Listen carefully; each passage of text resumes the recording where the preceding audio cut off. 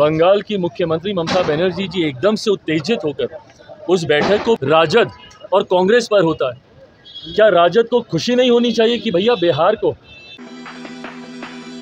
बनर्जी बीच बैठक से निकल गई, कह रही थी माइक बंद कर दिया, बोलने का समय नहीं मिल रहा, क्या कहेंगे आप भी तो उसमें? देखिए, उस बैठक में नीति आयोग की उस बैठक में मैं भी मौजूद था और ये सरासर गलत इल्ज़ाम है कि किसी का माइक वहाँ पे बंद कर दिया गया। पहली बात तो जब ये विपक्ष बोलता है कि माइक बंद कर दे, उस माइक का कंट्रोल वहाँ पे बैठे किसी भी व्यक्ति के हाथ में नहीं होता है, उस व्यक्ति के खुद के हाथ में होता है।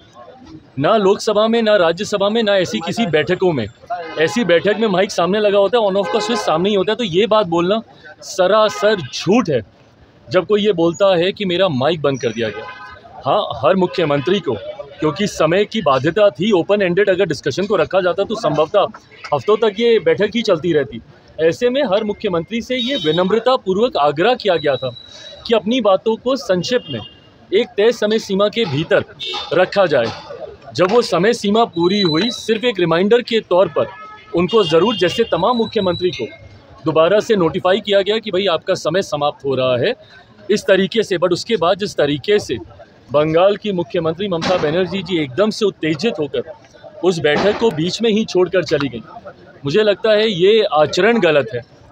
अगर आपको अपनी बात को रखना भी है, कोई नाराज़गी भी है, तो आप वहीं पे रखती ना, बोलती कि अभी मुझे और बोलना है, मुझे और कहना है। हम सब वहाँ पर मौजूद थे, प्रधानमंत्री जी स्वयं उनको सुनना चाहते थे, वित्त मंत्री जी स्वयं वहाँ पे मौजूद थी, वो भी चाहती थी कि भैया क्या बजट को लेकर वो अपनी बातों को रख रही हैं। बट जिस तरीके से उनका आचरण था, इससे ऐसा लगता है कि विपक्ष की पहले से ही ये सोची समझी एक रणनीति का ये हिस्सा था कि वो जाएंगी, हंगामा खड़ा करेंगी और नीति आयोग जिस मकसद के साथ हम लोग वहाँ पर बैठे थे, उसके मकसद को डाइवर्ट कर सिर्फ अपनी ओर पूरा ध्यान केंद्रित करने के उद्देश्य से ये इस तरीके की कार्रवाई की गई है। कांग्रेस के साथ चारों सीएम ने बैठक को अटेंड नहीं किया, कहा बॉयकॉट कर दिया और उन्होंने कहा कि हमारे साथ बाकी स्टेट के साथ नाइंसाफी हुई है जिस तरीके से बजट आया। भाई, मेरी समझ के परे है। अगर आपको ऐसा लगता भी है, किसी भी राज्य को अगर ऐसा लगता है कि उनके साथ नाइंसाफ़ी हुई है, तो यही वो उचित फोरम है ना। नीति आयोग की बैठक ही वो मंच है जहां पर जाकर आप प्रधानमंत्री जी के समक्ष अपनी शिकायतों को आप रख सकते थे। इस मंच पर जाकर अपना ऐतराज़ आप दर्ज करा सकते थे, अपनी आपत्ति आप दर्ज करा सकते थे।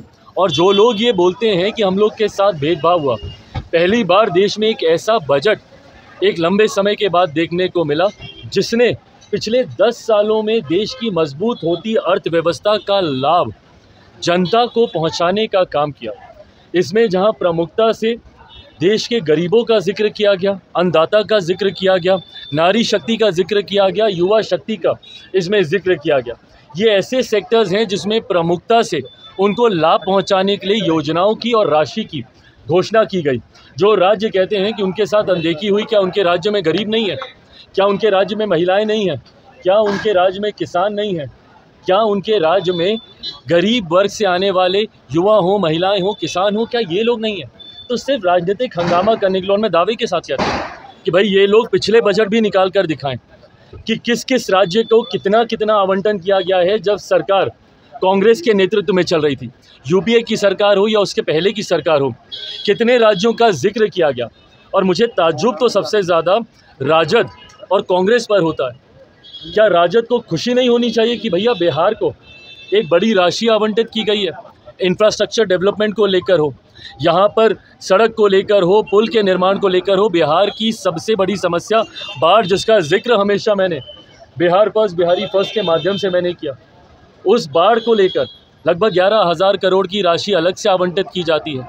ऊर्जा को लेकर अलग से राशि आवंटित की जाती है, इंफ्रास्ट्रक्चर को लेकर राज्य में अलग से राशि आवंटित की जाती है।